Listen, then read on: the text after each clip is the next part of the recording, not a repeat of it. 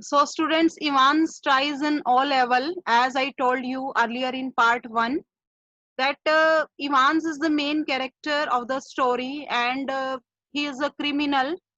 He has already escaped from the jail 3 times, and now he is imprisoned in Oxford prison.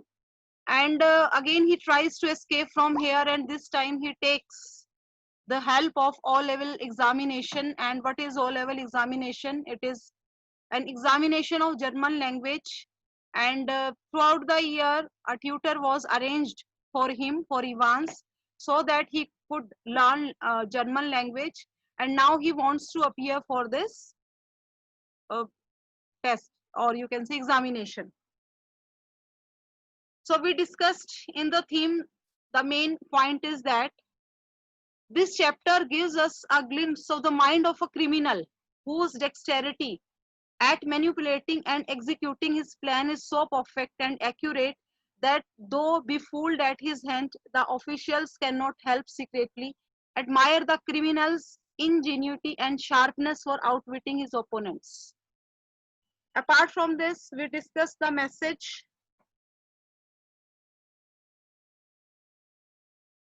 Message is that a multi-dimensional approach is very important while tackling tricky problems, and a ready wit adds spice to the entire scenario.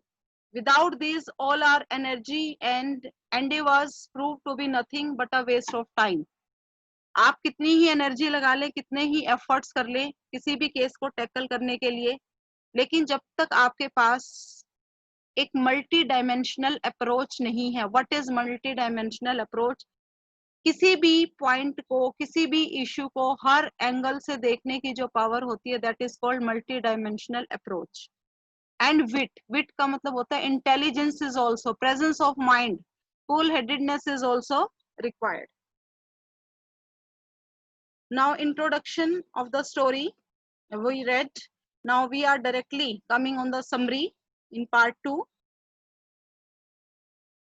The governor of Oxford prison contacts the secretary of examination board or telephone in early March in connection with one of his prisoners who want to appear in O-level German examination to be held on June 8. So this is the first part of your chapter, you can say. And here we are introduced to character. One character is the governor of Oxford prison. He makes a call to secretary of examination board. And why he makes a call to secretary of examination board? Because one criminal of his prison wants to appear for this test, and he has to uh, governor has to take permission from the secretary of examination board. That's why he calls to secretary. So the time or the date, it was on June 8. After getting cursory details, cursory means hasty details about the examinee, examinee जो exam देने वाला है, regarding in nature the examination room and its safety, the candidates remaining incommunicada. What is incommunicada? That there will be no communication between the examiner or examinee and other.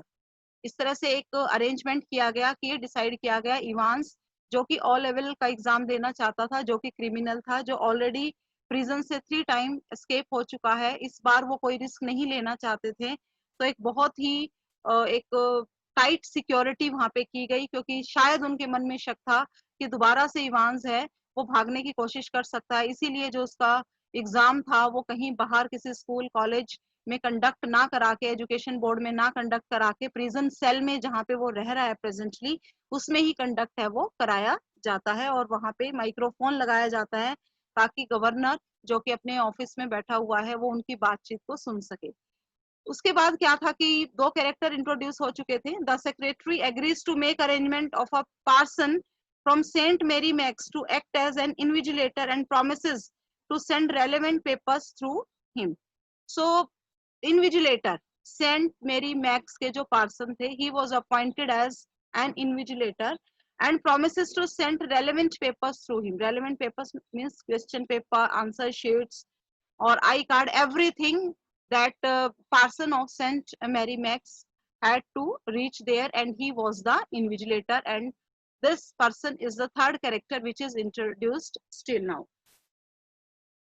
James Roderick Evans. a prisoner who is dead keen to improve his academic qualification is a quiet but very intelligent man and is popularly known as Ivans the Break, for he has escaped from prison 3 times on earlier occasions and has now been lodged in Oxford prison. इससे पहले वो देखो यहाँ से क्या है कि इस ऑक्सफोर्ड जो प्रिजन है इसमें पहली बार ही आया है। उससे पहले जब वो प्रिजन से एस्केप होके गया है तो वो दूसरी प्रिजन से है, और एक बार कोई पर्सन जब प्रिजन को ब्रेक करके जाता है तो उसके ऊपर एक नया जो केस है वो फाइल हो जाता है। और उसका जैसे कि मैंने एक बात और आपको इवान्स के बारे में उस दिन बताई थी कि इवान वाज अ क्लेप्टोमैनिक। क्लेप्टोमैनिक होता है कि एक ऐसा पर्सन जिसको जरूरत नहीं होती चोरी करने की, लेकिन वो अपने शौक के लिए एक सेटिस्फेक्शन मिलती है तो वो इस तरह से चोरी करता था। उसको कोई कमी नहीं थी किसी चीज की, लेकिन फिर भी वो स्टील करता है, और इस तरह की जो हैबिट होती है उसको क्लेप्टोमैनिक बोला जाता है। दूसरी बात क्या थी कि जैसे एक बार उसने चोरी की और उसको इम्प्रिजन किया गया, तो वहां से वो अपनी अकल से, अपनी विट से वो बाहर निकल गया। तो इस तरह से अलग अलग प्रिजन्स में वो, और एक के बाद एक उसके केसेस बढ़ते चले गए, क्योंकि ये भी क्राइम है जेल को ब्रेक करना। तो इस बार क्या था कि ऑक्सफोर्ड प्रिजन ये माना जाता था कि सिक्योरिटी वाइज बहुत ही टाइट है, वहां का जो गवर्नर है वो इस तरह की सिक्योरिटी प्रोवाइड करता है कि वहां पे कोई चांस ही नहीं है कि इवान्स है वो यहाँ से जा सके। तो यही वजह यहाँ पे रही कि उस दिन ऑक्सफोर्ड प्रिजन में ये उसका एग्जाम होने वाला था, और उसी के बारे में है कि वो प्रेजेंटली गवर्नर के अंडर यहाँ ऑक्सफोर्ड प्रिजन में रह रहा है, और सिर्फ एग्जाम को लेके सभी वरिड है कि कहीं जो इवान्स है वो दोबारा से तो कोशिश नहीं कर रहा यहाँ से बच के जाने की। सो he had started attending night class in O-level German the previous September in the prison premises and was the lone candidate.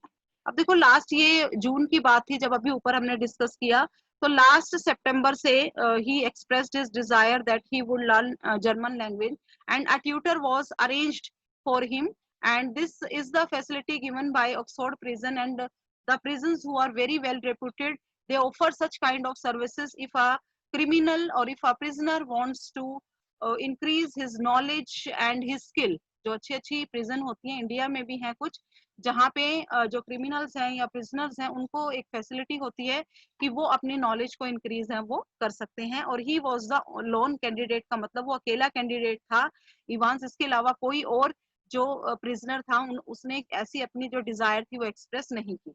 अब आप स्टार्टिंग से ही देखेंगे कि मैंने उस पार्ट 1 में भी आपको ये डिस्कस किया था कि पूरा का पूरा जो ये एग्जाम था वो एग्जाम सिर्फ एक एक्सक्यूज था, और एक्सक्यूज किस चीज के लिए था कि वो यहाँ से बच के जाना चाहता था। और वो किस तरह से एक्सक्यूज है, जो स्टार्टिंग होती है, जो ट्यूटर उसको पढ़ाने के लिए आता है जर्मन लैंग्वेज का, in fact tutor was Evans friend, और वो पूरी प्लानिंग को उसने एक तरह से किया।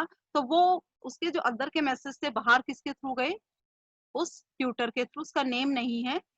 उसके बाद क्या है, तो his tutor wishes him good luck. अब देखो ट्यूटर एक दिन पहले 8 जून की, तो जैसे कि बात हुई है 7 जून की बात है, 8 जून को उसका एग्जाम होना है, but he makes it clear that he had hardly any chance of getting through. अब एक इनडायरेक्ट वे में ट्यूटर क्योंकि उसके साथ मिला हुआ है, और वो ये कहता है कि you have no chance of escaping from here.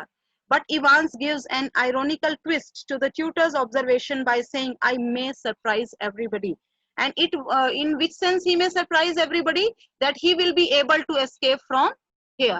Yani it was an indirect hint to tutor that he would be again able to crack this foolproof security and he would be able to escape from the prison.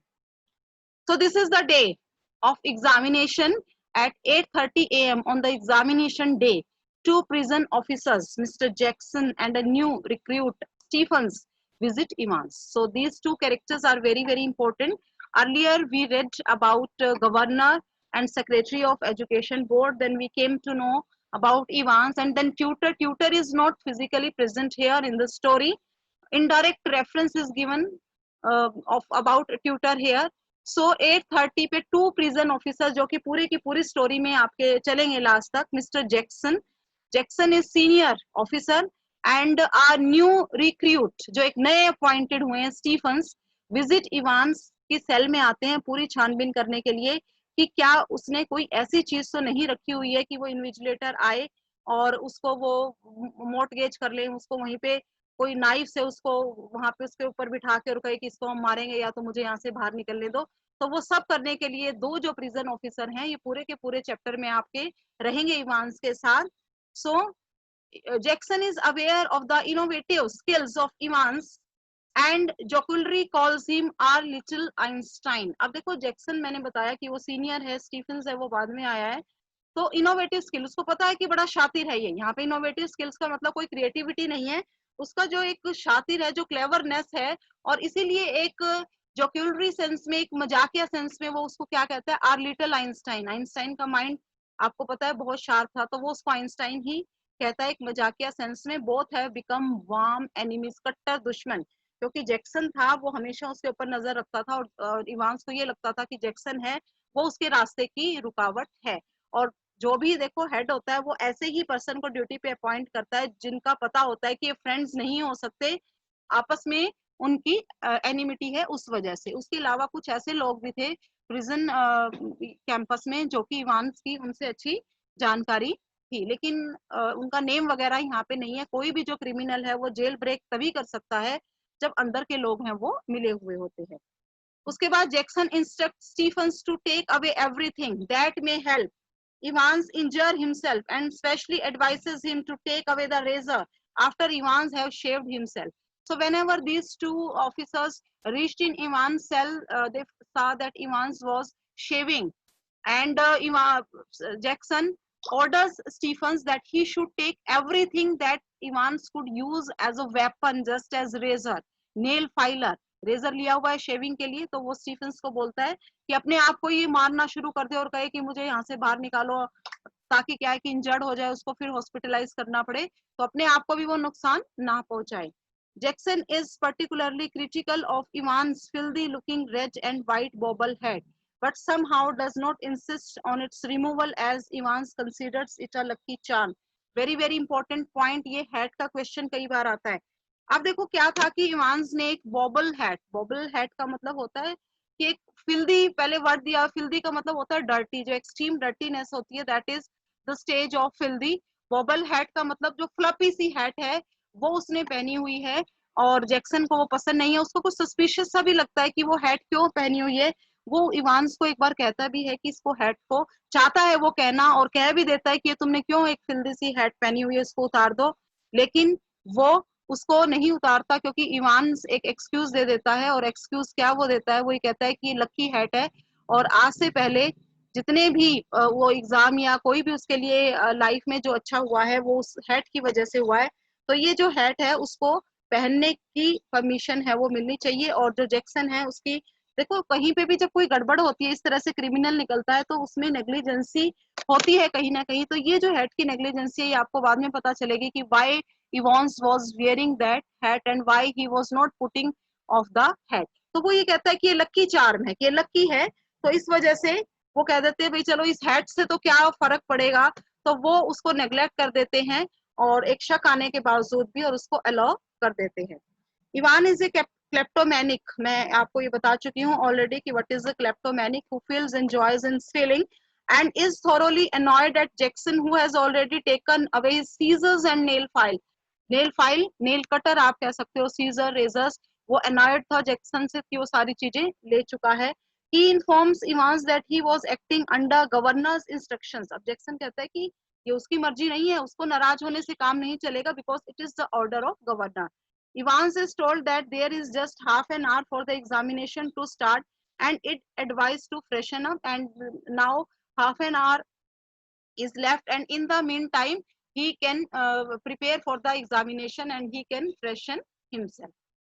As Evans is busy shaving himself, Stephens make preparations for the conduct of the examination in Evans' cell.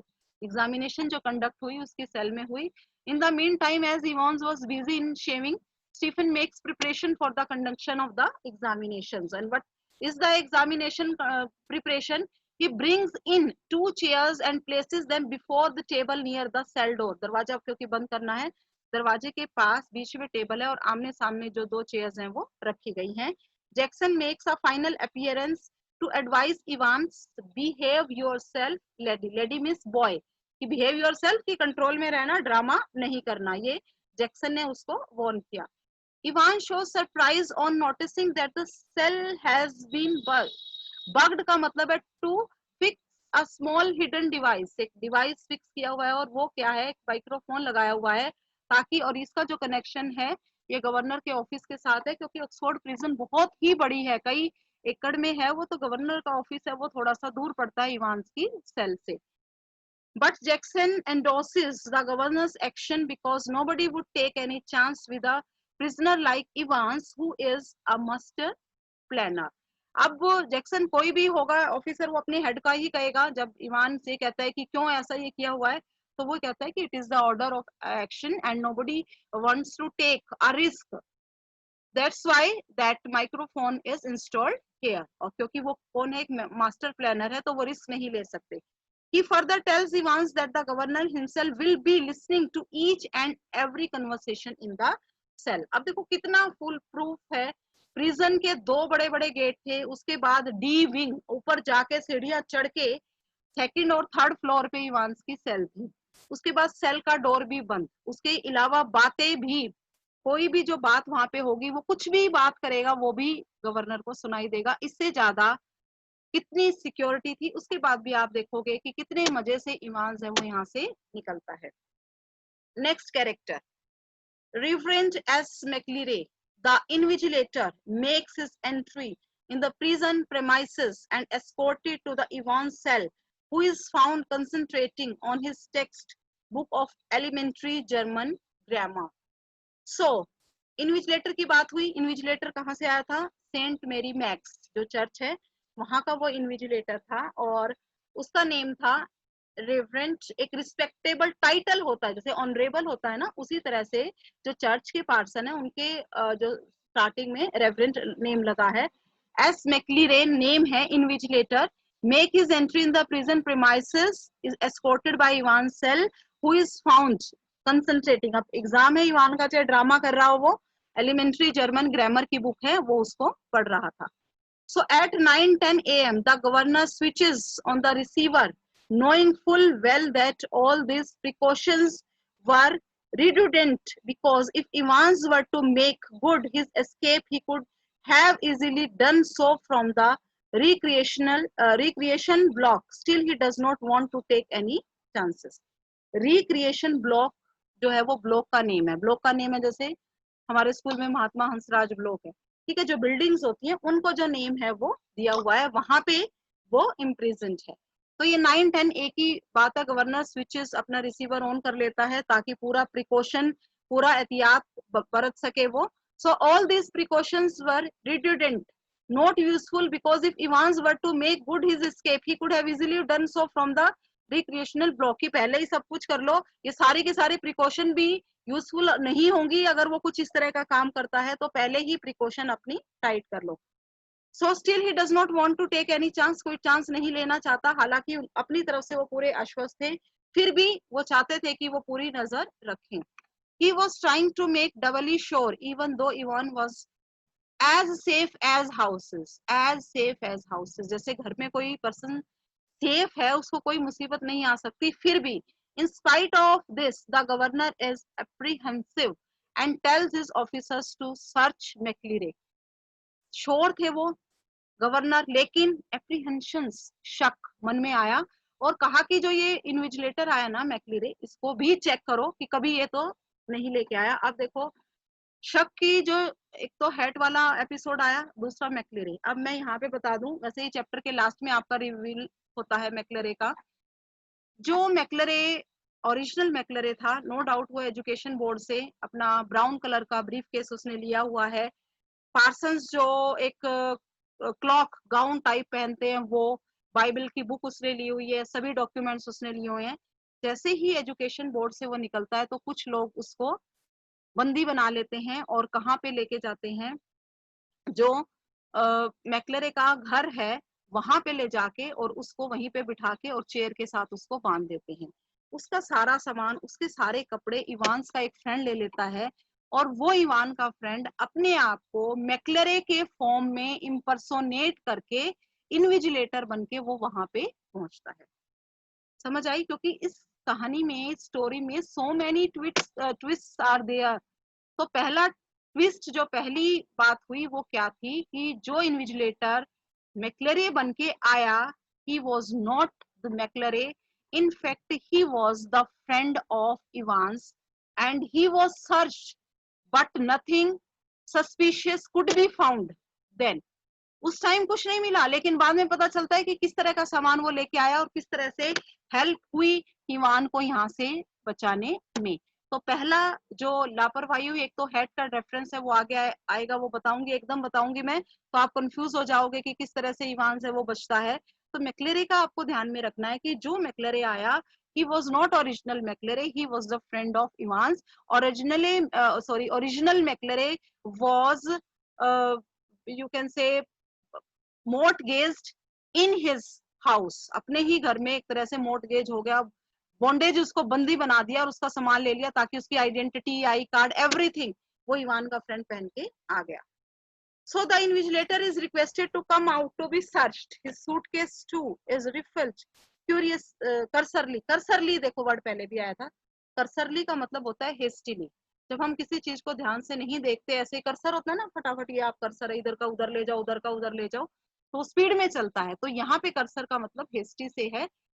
The presence of small semi-inflated rubber rings surprises them, but they are, अब देखो, जो यहाँ पे एक चीज जो उनको suspicious लगी, जो कि उनकी उसमें थी सूटकेस के अंदर, वो था ये स्मॉल इन्फ्लेटेड रबड़ की एक ट्यूब थी, गोल गोल सी, थोड़ा रिंग टाइप था, तो वो थी। और उन्होंने पूछा कि ये रबड़ की रिंग है, ये क्यों लेके आए हो? तो वो क्या कहता है कि that he is suffering from piles and rubber ring helps in sitting in a particular position for a long time. क्योंकि एग्जाम देखो 2.5 आवर का था, तो चेयर पे बैठना है, so it was not possible for a person who is suffering from piles to sit on directly on the hard board, so that rubber ring will help him to sit comfortably.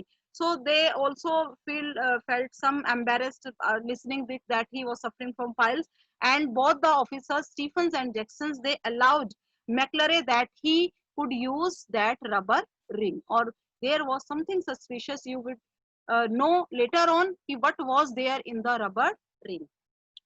Both the prison officer feel satisfied and the invigilator is once again allowed into the cell.